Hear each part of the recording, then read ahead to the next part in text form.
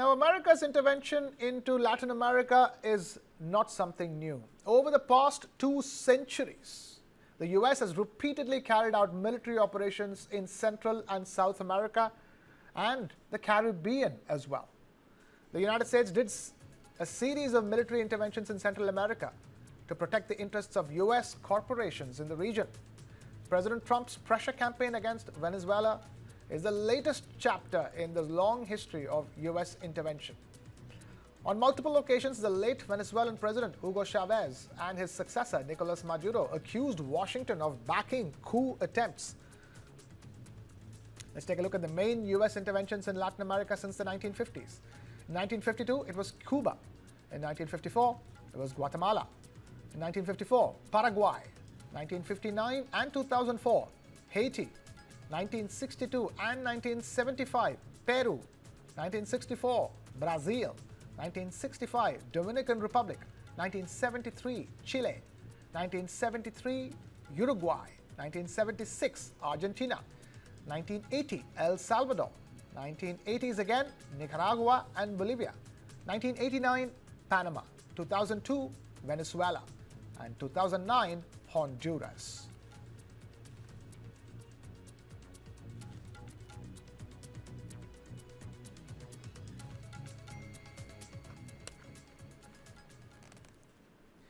Now, with the early days of the new year now past, Washington's decision to pursue regime change in Venezuela, culminating in the capture of Maduro, marks a moment that is likely to be studied by defense analysts and historians alike. According to US military briefings, the operation relied on a layered and highly integrated air package involving more than 150 aircraft launched from multiple bases across the Western Hemisphere. The air plan combined stealth fighters, long-range bombers, electronic warfare platforms, intelligence and surveillance aircraft, airborne command and control systems, and special operations helicopters.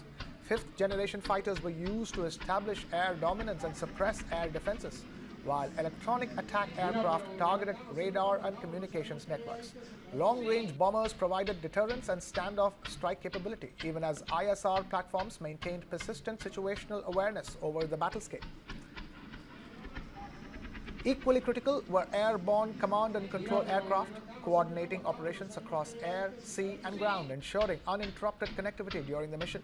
Special operations helicopters, operating under this aerial umbrella, conducted insertion and extraction from urban terrain. For defense analysts, Operation Absolute Resolve is primarily an air power case study, demonstrating how modern US operations depend on layered aviation assets to control airspace, information, and timing, with ground action playing a secondary supporting role.